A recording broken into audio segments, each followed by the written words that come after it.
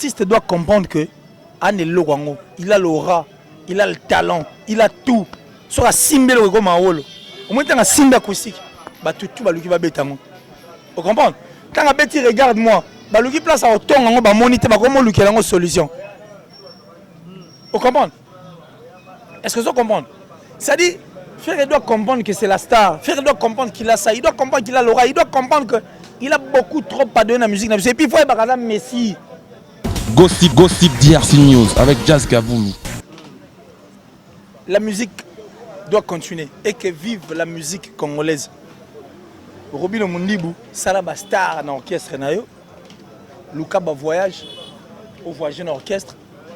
Luka ba ntimba bien zala. Arrête de s'accrocher, puis arrête de dédier ta carrière. Yo sera succès avant, non? Sokola Mata Coin. Sokola Mata Coin. Gossip DRC News avec Jazz Kaboulou. Number one, devant lui, il n'y a personne, derrière lui, il n'y a personne. C'est le numéro 1 de la musique. Il n'a pas besoin de dire ça, même besoin de comprendre qu'un numéro 1. Au monde international. Ce qu'on a... Gossip DRC News avec Jazz Kaboulou. Inosbi. Wenge Saline Dombolo. Ils ont style la musique. C'est sorti dans l'imagination. Koffi Olomide faute, il y a non, faute il y a rumba, faute il y a rumba et puis c'est chacho. Tu comprends? Style de musique jouée de Koffi Olomide, on écrit chacho. Et puis ce qu'on avance c'est Inos avec l'Afro-Congo. Et là on met dans l'imagination et depuis le jour où Inos vient Afro-Congo, c'est Ferrego qui a promis Naba Congolais que le style Oye adopté à Beta, c'est la rumba trap, un style qui n'a jamais existé. Gossip DRC News avec Jazz Kaboulou. Le Mundibu par exemple. Ça par rapport à quoi? Il s'auto-trompe. Maramna sur le banabiso sur le terrain, tout le monde a cause. Kassité. Ce que le lobby c'est kakayo. Bana Mikolo Batimbela yo. Bana Mikolo Congo. C'est la rappel rumba trap. Rumba trap. Bon, c'est l'angoya avec Ferrego là. Rumba trap n'a pas maté. Et oya. Gossip DRC News avec Jazz Kaboulou. N'insulte personne. N'attends à comme artistes et musiciens parce que ce sont des artistes et musiciens de notre pays. Et puis je critique s'il faut critiquer, j'encourage s'il faut encourager. Je dis ce qui est vrai. Point barre. N'a pas de musique et d'aïté. Parce qu'avant artistes et musiciens bazal et lo bazala. Il y a eu des artistes musiciens avant qui ont cru en notre culture, qui ont cru en notre musique. Oh, ça qui fait place n'attend na bandeko baelelo. Sur le point ni bateau bali ba olinga pe ko sa place te na bateau baroya. Ghislain Boulungou, MCT Image. Gardez un souvenir exceptionnel de vos événements. Faites confiance à Ghislain Boulungou et son équipe de photographes, caméramans et vidéastes professionnels et bien sûr passionnés. MCT Image, toujours à l'écoute de vos besoins pour les satisfaire en France comme à l'étranger. Vous avez un mariage, un anniversaire, un concert, un shooting ou un clip ou tout autre événement à immortaliser, alors n'hésitez pas, contactez Ghislain Boulungou au 06 18 49 75 44 06 18 49 75 44 ou sur Instagram MCT International. Ghislain Boulungou, MCT Image. Ghislain Boulungou, MCT Image. Ghislain Boulungou, MCT Image. Ghislain Boulungou, MCT Image.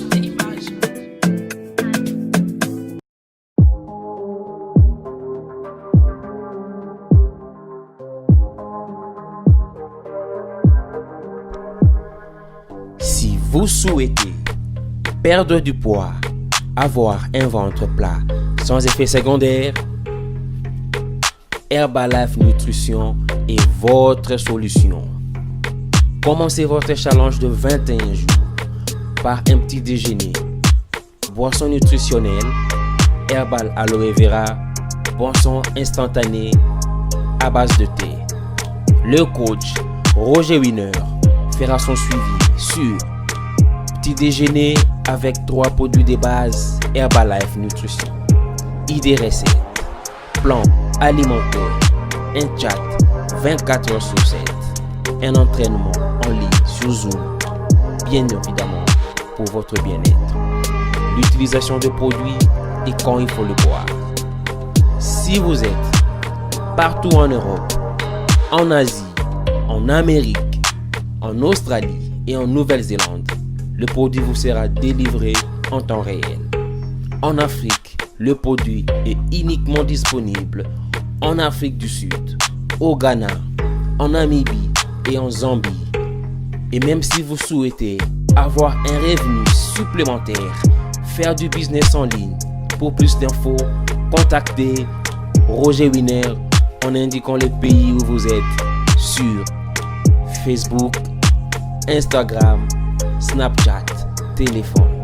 Le numéro de téléphone plus 43 67 63 31 56 24. Oui, let's go!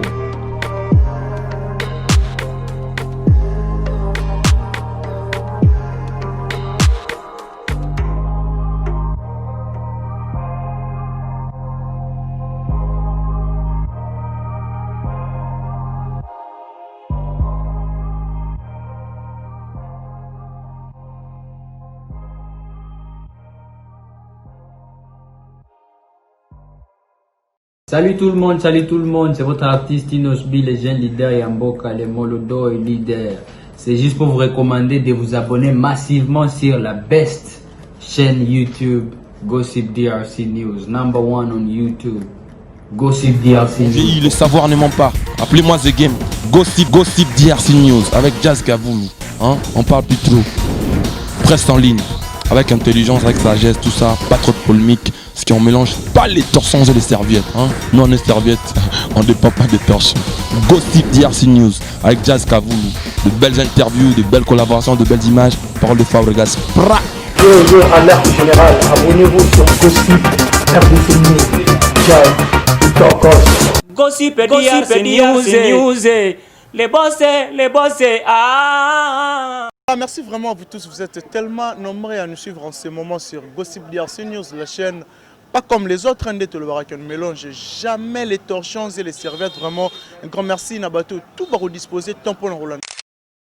Nabiso puis bateau va partager la vidéo Nabiso ça la rabiso énormément bien vraiment avant la dédicacée bateau va linga rabiso na rolinga beaucoup plus na annoncé invité la ngala zana lelo na sabongona killer c'est-à-dire que tout mega solo là tout et puis qu'on analyser tout sauf rien vraiment un grand merci à Dada Oulungo na Suisse ngala benga raï maman sociale merci beaucoup Dada Oulungo nzamba bakisa ebele merci aussi à Kokolo ma lumière d'Allemagne et puis aussi à Oscar Maritou, millionnaire à Gondo, mon ami Megra, Mangwana, les banquiers, il y a vraiment place aux alliés. N'habitez ceux qui, ça m'a dit vraiment qu'on fond la vis sur caméra dans plateau, on va comprendre qu'il y a un killer.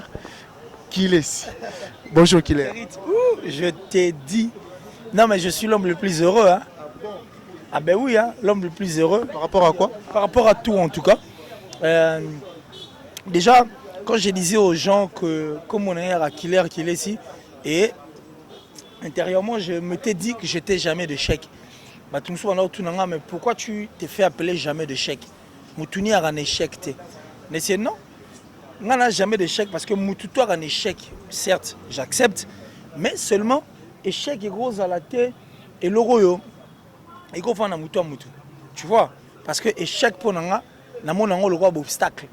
C'est-à-dire quand il y a des obstacles, il y a la possibilité de sauter. Mais quand il y a des raisons, on est comme un assez qui va te faire cabana. Alors pour moi, tous les échecs possibles, il y a mon kilimo bimba. En considérant comme des obstacles, je saute. Et quand il y a eu des échecs, j'ai sauté. Aujourd'hui, ça paye cash. Donc, merci encore une fois là, toi, parce que tu y fais aussi partie d'un bateau. Comprenez qu'en killer, la vérité sortira.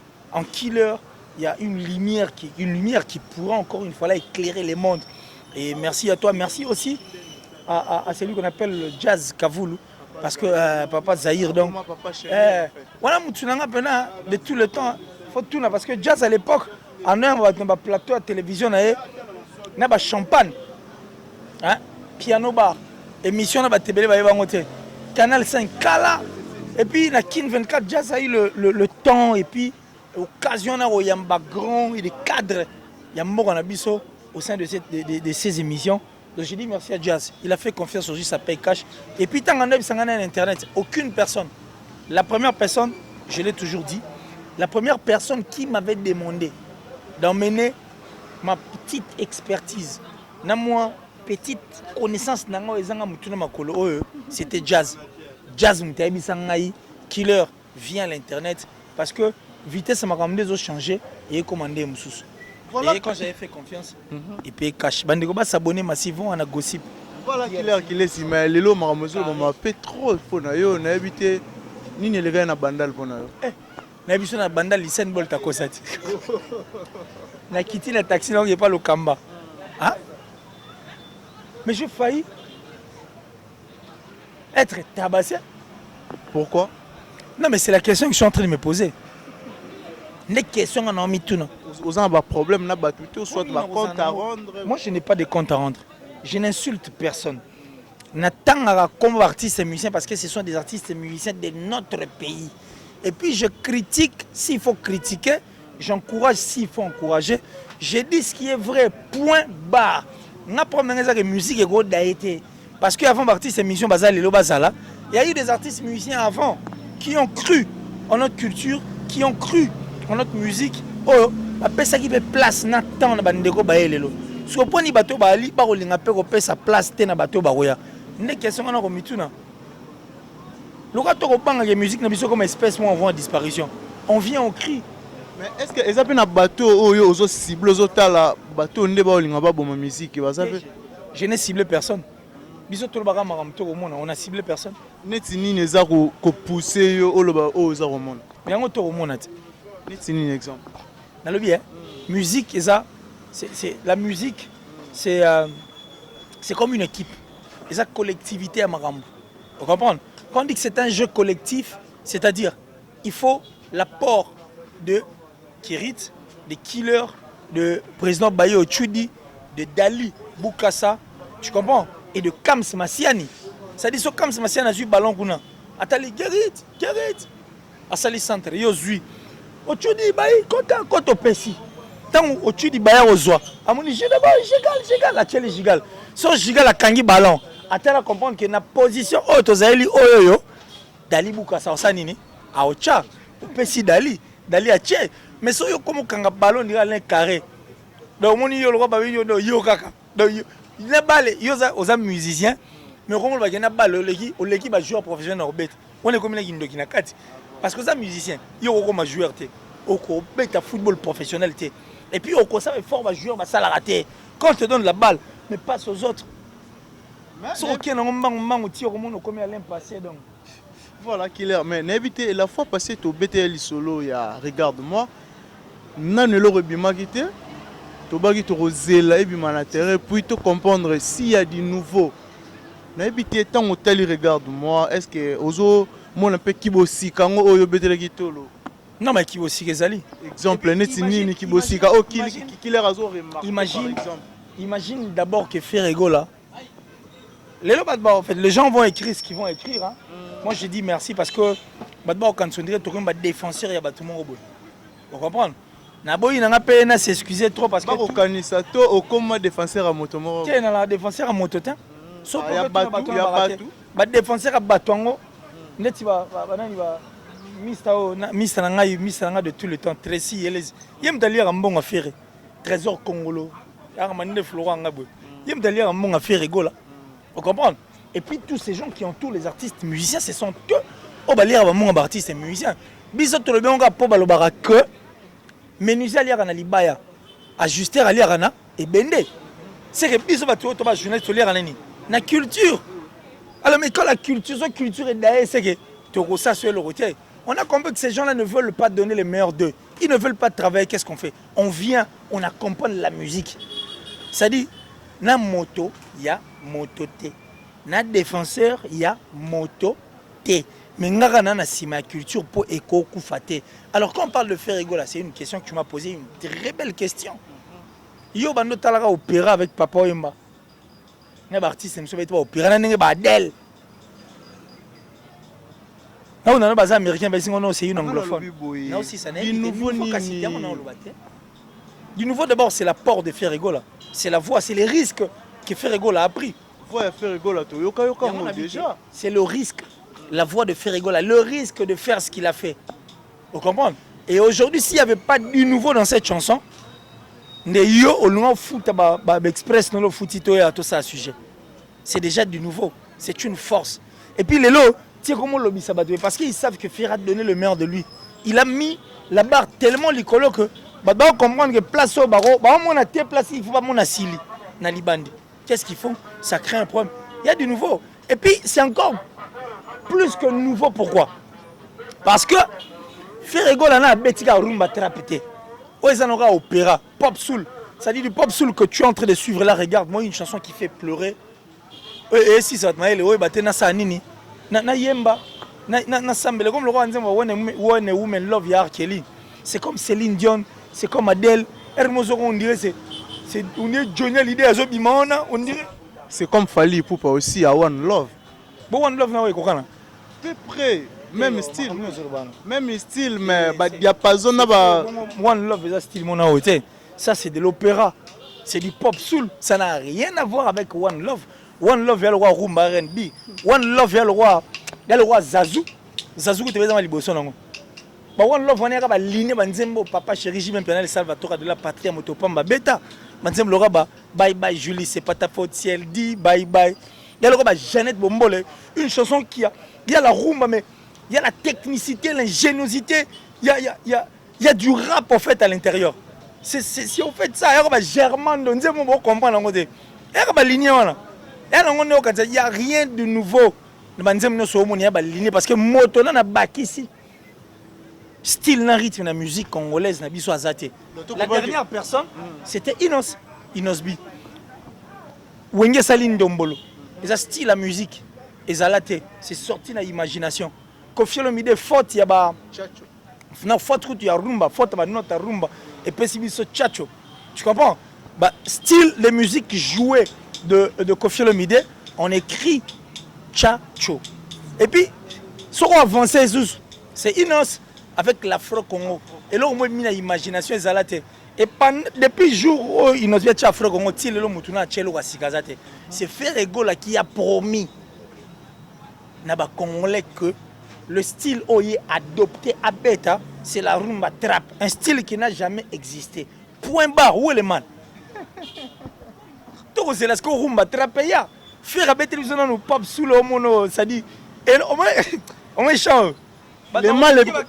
Les mal comme bien à la ville, il y a de cela 8 jours, si je ne me trompe pas déjà. 1 million de vies, c'est totalisé à lobby. Ça fait du bien qu'on est. N'est-ce pas, ça va 2 jours, 1 jour. 2 jours, 1 million de vies après. Oui, ça fait mal. Ça fait du bien quand on sait que. On dit, Père Nabiso Ebisanga, bonne guérison pas ça, j'ai compris aujourd'hui que mon père est une richesse, un cadeau, un don pour moi. Parce que si je n'avais pas mon père, si je n'avais pas mes parents en général, je dis merci à mes parents, merci au bon Dieu Jéhovah parce que a permis ils ont souffert pour que nous bonne guérison à mon papa. Sois fort, j'ai parié et j'ai dit au nom de Dieu, il va vraiment se rétablir à Tchangana droiture mon robot. Oui, permet à Sanini. Naloba kaka. Voilà, mais Lélo, comment la réaction est Robin Mundibo envers Ferrego là, killer qu'il est ici, en tant que Mouta polé les vérités, réaction est Rosani. Non, non, les Gaulois ont équipé Robin Mundibo. Pourquoi Mtazolo Bamarambo est normal? Normal. D'après hier, ça n'engage que Robin Mundibo. Justement, qu'est-ce qu'il a dit de normal? Millions de vieux années. Pour n'avoir une Hollande, millions de vues, n'avoir une Hollande, millions de vues, n'avoir Ferrero, na journée moko, bande comme ça, bah ça. Mais l'acoustique, normal, l'acoustique. Ça fait du bien quand on sait que na zupe na nchik na nenga solo. Que so zu na nchik, o comprendre na batu ba fêter na moment na sa mutema na bina geno ah, obi na corromper na profo ya. Et soir fort. Yo, ça dit mieux vaut o zana muto o kosa yo. Po o kangaye. Mais yo mo soko mi ko soto mi kosa. Nde mabeza la ronati. Exemple, Robin Mundibu par exemple. Ça par rapport à quoi? Il s'auto-trompe. Maramna solo bana biso si utena te omuna ka okosana. Kasite. Soki lobby base kakayo. Bana mikolo batimbela yo. Bana mi Congo. On rappelle Rumba Trap. Rumba Trap. Bon, c'est l'angoyat avec Ferregola. Rumba Trap n'a pas maté. Et oya. Comme Robin Mundibu s'auto-trompe. Et puis, ah, trompé, Balbara a bon mentir qui vient de loin. Mais Robin Mundibu trompe les Congolais qui vivent en République démocratique du Congo, qui connaissent Robin Mundibu, qui connaissent son commencement, qui connaissent son orchestre, qui connaissent d'où est venu ces messieurs. Tara Robin, on a TV, il dit aux gens que non, non, à part Wenge, à un orchestre, Moroté, à un attenteur, ça. Oh, grand frère qui a un respect de mon respect, s'il y a. À ta respect, s'il y a, Robin Mundibu n'a aucun concert. Quel concert comment? C'est Robin a un concert à $10, il y a plein, il y a pas fait tout ça plein de concert à $10. T'es tout ça 10. Concert à $10 à bien battu bailler. Bayo yoka, ça dit ba fouti bayo yoka. Mais il faut être fier. Alors qu'il y a Cameroun, Côte d'Ivoire, à zone dans le stade. Tu n'as Robin Mundibu na Côte d'Ivoire. Qu'est-ce qui s'est passé? C'était d'avoir un contrat où il n'a rien reçu. À son bon ndambo. Oh, maman ba il laisse. On dit à se faire déplacer pour je le retiens. Mais il est parti pour faire plaisir aux gens. Innocent il a bomaé na Côte d'Ivoire Inosbi. Anga tera ba benga Inos na aéroport. Ya kandiye. Abimo vite yote. Inos, oh, ce n'est qu'une vérité. Ce n'est qu'une vérité. J'ai compris que Robin est en train de chercher à sortir son album, il veut s'accrocher à tout le monde. Il s'est accroché à Inos. À quel siffle en aéroport? Robin aussi bien informé. Siffle en aéroport, il y a. Si papa son a poto, à qui des potos après a changé l'histoire. A y a un visa il y a 6 mois. Maintenant un truc à mort à Ibaïton dirait. À qui n'a boule qui n'a son ami qu'il. Si autant que je suis simbité, si vous avez le roi star, il faut tout s'accrocher à c'est faire rigoler. Qu'est-ce qu'il fait? Il vient tout reprendre, il faut manquer. Il donne les amis, il va kipper pour boire le roi. Mais est-ce que vous imaginez que faire Inos, tout. Mais autre soulevé, et là au moins il y a bien Robin Mundibu qui a déjà concert il y a $10. Il n'a aucun concert. Et $10. Il n'y a aucune chanson de marque. Mais faire rigoler aussi. Sorti Liban des assoutés, Kobima Kokobeta Liban, tout le monde baninga aussi Bercy ou à peine. Mais Bercy, quand tu parles de Bercy, il faut toi à la claire, non? Nous voulons que la musique est zonga. Nous sommes contre personne. Nous sommes pour que la musique est zonga. Mais pour musique est zonga, il faut quoi? Il faut seulement ordre. Toi tu me parles de Bercy, mais dis-moi maintenant, l'accent, yo mis la vidéo moro, où tu as intégralité à concert à Bercy. Mais ça, il n'y en a pas parce que le côté combattant, c'est le côté qui a dominé plus, qui a étouffé le concert même. On n'en parle pas, c'est un concert dont on n'en parle pas. Vous comprenez? Il n'y avait pas de caméra là-bas. Non mais caméra ou pas. D'après yo, d'après. Moi je ne veux pas, aîné et vous avez normal. Yo, il y a une intégralité à concert à Bercy. Et ça, souci n'a pas au concert raison. Mais l'intégralité de ces concerts, tu l'as déjà vu? Mais faire rigoler aussi, à peine un concert et Bélo à bête, tout le monde a image. C'est ça normal. Pour les événements, on a un événement. Bercy, c'était un événement. Ce qui concerne à faire, c'est l'événement à Beta et Simbate. Et puis, les artistes et musiciens jeunes comme ça, il n'y a qu'un seul artiste et musicien. Oh, on a un concert. Oh, c'est fait rigoler. Mais oui, concert à l'Ipanda, tranquillement. Zénith a fait Rebeta dans la fête. En Nord, il y a Zénith à faire. Il y a un concert acoustique de faire rigoler. On a mis Olivier Chimanga. Olivier Kouma ramené à Kipa. C'est un Zaïrois, tout le drapeau, il y a RDC. Tout le temps, quand même, comme on a. Olivier Chimanga. Abeta guitare dans le concert. C'est un concert de la scène. Tout le concert. Et ça, genre, il y a un concert acoustique, il y a Papa Mbabou. Abeta Pega dans le niveau pote avec des blancs, artistes et musiciens, Bazalé Belé. Vous comprenez? Mais il faut être fier de faire rigoler, il faut être fier de lui. C'est notre artiste et musicien. Nous ne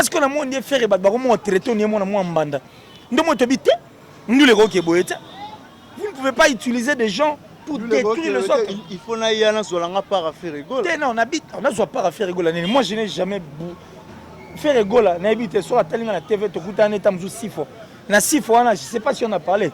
Pose la question. Non, mais pose la question à faire égaux là. Moi, je ne suis pas incorrompu. Soit, Ozoluka, Okota, na ceinture, na redéfendre de loin. Non, je n'ai pas besoin d'Okota na ceinture. Je n'en ai pas besoin, je suis sérieux. Je n'en ai pas besoin. Je n'ai pas besoin d'accéder à la ceinture. Moi, mon besoin, c'est que soit ils ont m'aider à comprendre que t'es bateau bina basala musala nenga malunga bakota lola ya presse. Que mutumo bena sa mutumo mlanga non na ko sananga mangam no lobozi alukuta na olia mbongo na onira tumsupa ça fait mal. Je n'ai pas besoin de ça. Si on a besoin comme ça, il faut que papa chéri. Yo moko, ozo comprendre ba mbangu ba omola no na banda les a pour quelque chose. Non mais on va pas la ninga mbangu là. Ce sont des gens qui n'ont pas d'argument. Na banda, tu sais quoi, ezo le belelo retozo comprendre rien. Ce sont des gens qui n'ont pas d'argument. Poto soit na talent. Poto lo batala. Kaka monoko. Olandi nga. Na seso boyanga. Parlons au Lobani. Mais quand on est talentueux, on ne discute pas. Bah, Soana, yo, on a déjà place innocent Soani. On a déjà place papa, j'y même que la papa chéri à Soani. Et puis frère à Soana. Tu peux donner la place Fali pour pas Soani. Place à Soana. Eh, quand on a un parti de moi là, na concert. Orobomanga pa mba ferré. Ko Soana mba ngona. Na ba noyima bon. Ba fanatique.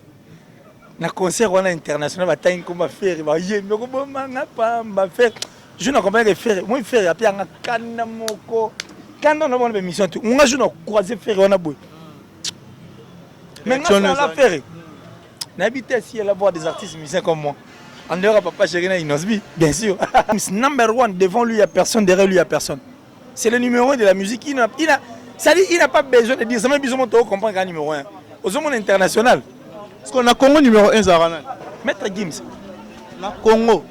Maître Gims. Numéro 1 et puis Mikolo mouton battre plein de mouton ça Afro-Congo number 1 Hollandi nga et comme toi que Malembe Sotobi total vraiment ba concert et betami tant aux autres la concert il a fallu pour pas chaque aux autres trouvant comment un concert normal non événement comment oh. Bon, après Bercy, on va faire un concert par événement pour Banda, c'est la Bango, Bazuiton et Belé na Mikili. Après, il y a eu quoi? Il y a eu un concert normal où dans le concert, Kaboli Bilenga fait rigola. Où est le mal? Kaboli Bilenga fait rigola. Le concert a fallu Kabola Bilenga fait rigola. Bobo manga pa mba ferré. Bobo manga non. Okobo mano ferré falié. Yo sur mon concert moi ferré batangi okobo mano. Orobomano Fali Ferré. Tu as déjà vu? Exact. Ils ont seulement compris que leur adversaire de taille. Ah, c'est Ferré Gola. C'est normal que ça soit bon. Et puis dans un concert d'un artiste musicien, ça va featuring là-bas. Ça dit numéro 1, Bandal, le King, ma papou. Donc ça dit. Na concert en Baro Salamamba. Bon, aigle déjà, number 1. Il est l'aigle. Il a la vision de son orchestre. Non, de la musique congolaise. Africain aussi, s'il faut tout clair. La musique congolaise, il n'y a qu'un seul king. Il n'y a qu'un seul aigle. Il n'y a qu'un seul artiste émission dont devant lui il n'y a personne, derrière lui il n'y a personne. C'est Maître Gims. Parce que Maître Gims, il est le king de Paris et le king de la musique. Tout na U Arena, pardon, na Accor Arena. U Arena. Bercy, ça n'y a Accor Arena.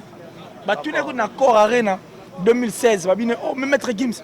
On t'appelle le king de Paris, on t'appelle le king de la musique. Mais pourquoi tu ne portes pas des couronnes abîmées? Qu'est-ce que j'ai à foutre avec les couronnes, moi? Je n'ai rien à foutre. Mes couronnes sont converties en double disque de platine, double disque d'or, des disques, des singles, n'en parle même pas. Mais est-ce qu'on est au Fandiabou? Il n'y en a pas. Zéro, tu sais où? Faire écoute, vie à zo comme un qui est disque des planètes. Mais bon, vie à Pamba. Quand on parle de faire plus d'une semaine, moins de 1 million de vies. Il n'y a pas de problème.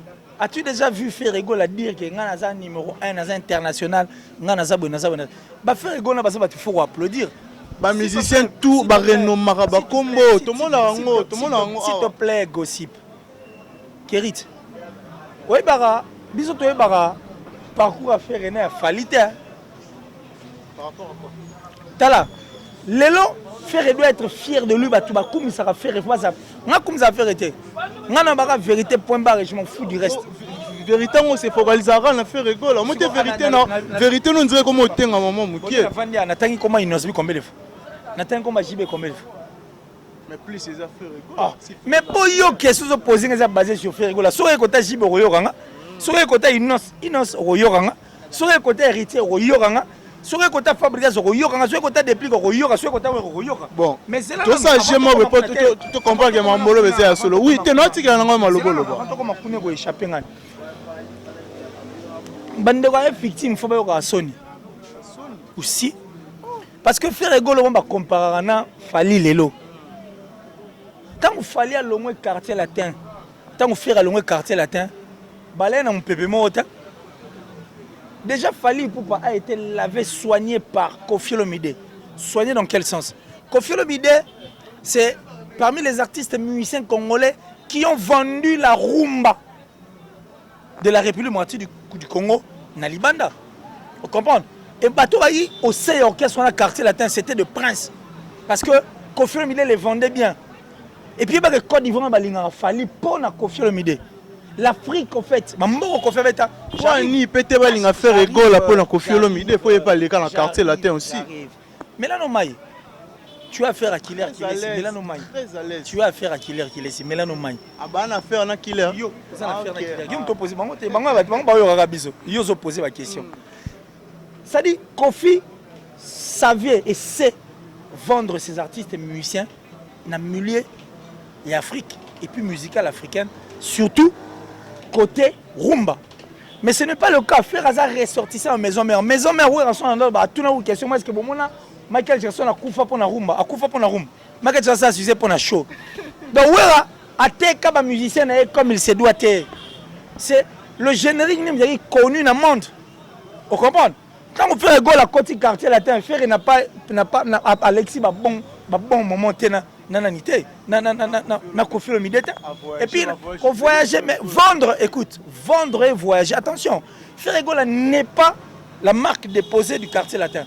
Ferregola Bayamba le roi Prince arrivé à créer les chansons, oui, remix la chanson juste après la Ferregola. Ce qu'on n'est pas en train de se comprendre. Ferregola c'est une marque déposée à quartier latin. Ma marque déposée à quartier latin et ça va fallir, ça va soleil, ça va tout. C'est Koffi qui a travaillé ces artistes et musiciens. Et puis Ferregola au sein du quartier latin, où met la terre? A soit pas chance, tout temps, occasion, au thé kamate, n'est pas de comme ça, thé kama. Parce que sur l'hôtel, sur le concert, il y a Festival de Salem à Stade de France. On a interviewé les gens. Moutabi, j'aime Fali Ipupa parce que c'est le fils de Koffi Olomide. Koffi Olomide, c'est notre coup de cœur. En Côte d'Ivoire, on a aimé Fali pour Koffi. Il est conscient. Vous comprenez? Tant que l'on est orchestre respectif, il faut dire merci à Ferregola. Ferregola s'est retrouvé entre les mains de Général Braza Nani. Général Dabira. Général Dabira, il est méconnaissablement en musique. Est-ce que Général Dabira a de musique? Il y a plus à Rambon de musique. Il ne sait même pas comment est-ce que l'industrie musicale fonctionne. Mais il fallait à quoi David Monceau. David Monceau, c'est le faiseur de stars. À quoi ça raté? Oui, bah comment Inos, c'est David Monceau. Quand David Monceau prend un artiste, il travaille d'abord sur l'artiste. À travailler dans le combo innocent, si tu es innocent, mais ce n'est vraiment pas intéressant. Mais David Monceau a été. David Monceau a été pour beaucoup de la carrière de Fali Ipupa. C'est qu'à tracer les chemins, à former les portes. Mais les locaux, quand on compare un artiste, entre les mains d'un général, il y a un soldat, Braza, qui ne connaît pas la musique, et un artiste et musicien entre les mains d'une personne qui a la maîtrise de l'industrie musicale.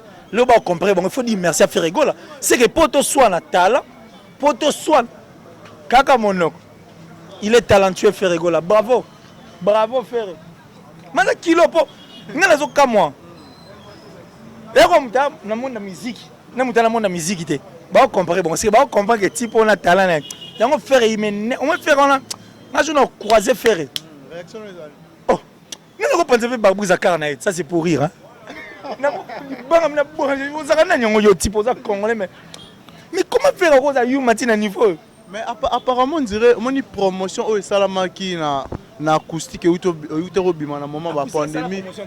Non, toi qui malembe killer, toi qui malembe. OK. Promotion wana, ya ko booster loko, ya ko panza loko na réseaux sociaux peut-être. On dit apparemment on dirait yango te ça na regarde moi. Non, ba panza acoustique. Acoustique, ba panza ngota. Regarde-moi ba panza ngota. Parce que différence c'est ça nini. Na acoustique, na regarde-moi, et ça artiste moko. Mais justement, ça dit l'artiste doit comprendre que Anne Logango, il a l'aura, il a le talent, il a tout. Soit simbe le comme Maolo. Au moins, tu as un simbe acoustique. Bah, tout va lui qui va bêter. Vous comprenez? Quand un bêti regarde-moi, bah, lui qui place à autant, on va moniter, bah, comment lui qui a une solution. Vous comprenez? Est-ce que vous comprenez? C'est-à-dire, Frère doit comprendre que c'est la star. Frère doit comprendre qu'il a ça. Il doit comprendre qu'il a l'aura. Il doit comprendre qu'il a beaucoup trop à donner à la musique. Et puis, il faut être Messi. Messi s'entraîne à 3 heures avant, 3 heures pendant, 3 heures après. Messi a eu jeu. Et puis il doit comprendre que faire le roi RDC. RDC, la richesse, c'est tout. Il y a un et ça la question, hein. Bah, besoin d'entourer, bah, comprendre que c'est faire. Au bout de on va faire 3. Et puis on a Kanda. Bon, soit. Bref, il y a le roi, comment côté la mécanicien. Bisous le big vérité. Mais s'il faut un mot na bateau bazo chayo na place à parti pris bateau bazo placer que vous aurez na pour informer couper ces informations pour un artiste qui ngani rolobani. Non mais ils sont libres de penser comme ça. Mais je pense que tant bas au talent va comprendre que moi je ne suis pour personne. Je ne suis qu'au milieu du village et je ne fais que parler des artistes et musiciens congolais qui doivent évoluer. Moi je suis contre ces personnes. Oh bah on régir musique na bango pour la mutu moro. Bali ba tutu bazalate. Moi je suis maintenant sur la liste de ces personnes qui veulent que la musique continue. Pour la musique continue, nous devons soutenir tous les artistes et musiciens. Faire un rôle Longwate. C'est le Oscar Marol Longwate, Mr. Poutine. Quand Poutine parle, tout le monde écoute. Papa chéri, Salvatore. Artiste autant, hein. Artiste monde dit bah na kana bango contre quelqu'un. Non dans la cam contre quelqu'un. C'est le déjà fait rigoler la même morale. Oui. Mais Bill Clinton peut faire rigoler la même morale. On a l'obité. L'homme de 10 millions de vies. Félicitations Laurent Ndimi, 10 millions Robino. Oh, faire-il le lot, Azo Coca-Cola attendre. Mais on va écouter un baboué. Déjà Robino et Fabregas, il n'y a pas photo. Robino, il n'y a pas photo. Parce qu'on a fait rigoler les bananes. Il est conscient. Il n'a aucune chanson connue. Oh, il n'a jamais joué la musique congolaise. Il n'a aucune chanson connue. Heureusement, il est bien parce qu'il y a mais oui, tout ça va reconnaître facilement.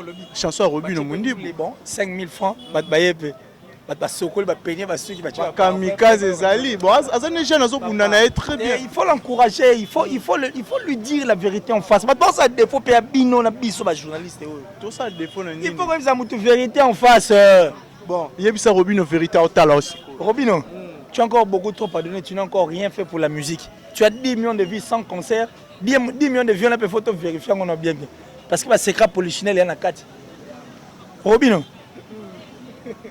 Ana soma inos bi ana bomé concert on tabeta ba moi bato bazana na salle batikala na concert ya Côte d'Ivoire on ba bakena na monta inosa bi mai inosa bi mabana bat na salle zaki kuna mais na bo ba image on tala ngote tala tu n'as pas you sur la Fabregas bien tu n'as pas Fabregas Pablo tangu Robin akangami na kati muntu kana aéroport na Côte d'Ivoire yo ke na betele mamna banisa mabalabala te mais tu as vu que Fabregas na Robino ba coopérer te mutu moko te a olinga abeta lisolo mutu ya bien o ba yebani o saka musa investigation tu na siko Fabregas akenda bena botina car abetela Robino Robino fonga ko na kati tu na forme ngamni Robino Isaïe na epsaren ka yo tu na Fabregas dévoiler non pardon et tu na pas te Isaïe tala inosanga bomaye Robino.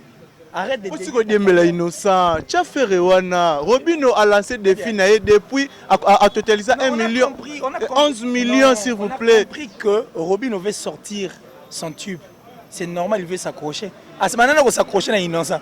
Innocent, tu es. Ah, n'est pas faire à Banda Olanda Fali pour pas tout le monde. Faire à Landa Moututin. Tout le monde qui a l'autre téléphone est bimé à peine. Marc Aouza Mango Baïbingaï Kingani Bazongisi Kendaki. Ça c'est même un faux débat. Robin, tu as encore beaucoup de choses à faire dans la musique Nabiso. Tu n'as encore rien fait. On a défendu un orchestre au voyage. Parce que juste au moment où nous sommes en train de parler, il y a 10 millions de vues, mais il y a ma mère, le artiste et musée victime.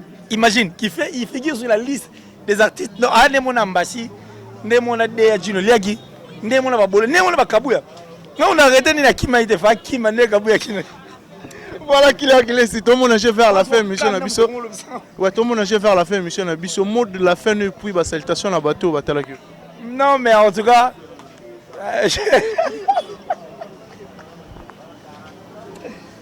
Papa Saïr, Bouka Sadali.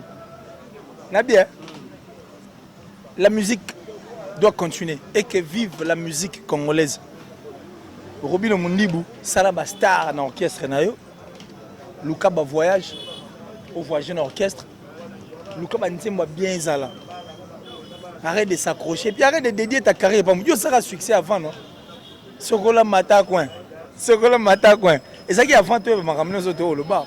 Mais il n'y a pas de carrière n'est parti, c'est musée Moussouka le roi. Président puis en plus. Non mais il doit avoir honte d'avoir honte sur Robin Omundibou. Fais ta vie que vive la musique congolaise. On dit merci à Toutou Batali Biso. C'est sans rancune. Sans rancune. De lobby ou est la vérité. Point. Barre.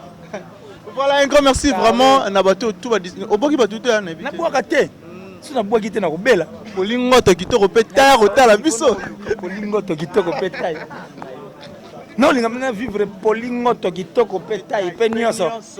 Ah, Polingoto. Non, il y a un champ. À peine à Bozui. Polingoto qui toko peta et penioso. Na Bozui. On n'a pas si nangai Polingoto. Il va papa Zahir. On n'a pas si nangai Polingoto. Ozomo nanga tote. Merci à Francine Mana Love depuis l'Italie. La maman de Raïm et de Benel. Merci. Viens Janice Tanchunga pour tout Bangamuturi de Suisse-Irlande, le gourou du temple. Merci pour tout. Merci au boss Eric Nkake. À ma maman chérie, maman Julien Diebo, l'amour de ma vie, de mon cœur, de mon tout. Julien Diebo Bissemi depuis les États-Unis toujours. Viens Eva Moiri, na Autriche, Saint-Esprit. Viens au Dilo Mampouya, l'exemple à suivre. Viens au Zéla. C'est l'agence en le nom au Zéla, une pièce rare. Donc, et ça l'a bien. Westriga. Fabrice Emmanuel Kalonji, depuis l'Italie, Jean-Paul Mastaki, Jean-Paul, et je pense à Tadei, en tout cas, à De Rose, Télévision Tadei, merci à Audace Milandou, et puis la première dame de Lausanne, merci Yago Belisha, ma vrai parent, Rich Andy Louawa, un enfant pas comme les autres, merci maman, et merci Siroyo, la présidente Bayi Ochudi. Merci à Kams Massiani. Merci à Judoboy, Giga le Fiele. Et puis Dali Boukassa. Maître Jules Odia. Donc, il y a un cerveau dans les Arabes. Il y a Mercedes. Pièce Mercedes. Non, Maître Jules Odia. Voilà. Vraiment un grand merci à Dada Oulung en Suisse. On a bien à Maman Social. Et puis aussi à Oscar Maritou. Et Momo, merci aussi à mon vieux, le véritable code, l'unique et le seul, mon vieux Willy, mon chéni. Merci vraiment à mon frère Grévis, il a parlé vraiment, il y a eu un place sociale. Merci aussi à la famille Gossip DRC News, Mobimba, et puis aussi une équipe technique, Nazaraki Bongola, Jessie et maman Jessie Elinga, vraiment merci à Sami, toi ça qui dit là, il y a eu vraiment, merci à Gossip DRC News, Mobimba, tout le monde bongo. Au Bosani. Moi, je contacté. Moi, je appelé. Plus 243 89 526 54 54. Plus 243 89 526 54 54. C'est le numéro pour rejoindre WhatsApp. Et puis sur Facebook, Killer na El Moro. Killer si. Merci. Voilà. Merci vraiment à l'équipe technique. Tout le monde bongo au prochain numéro.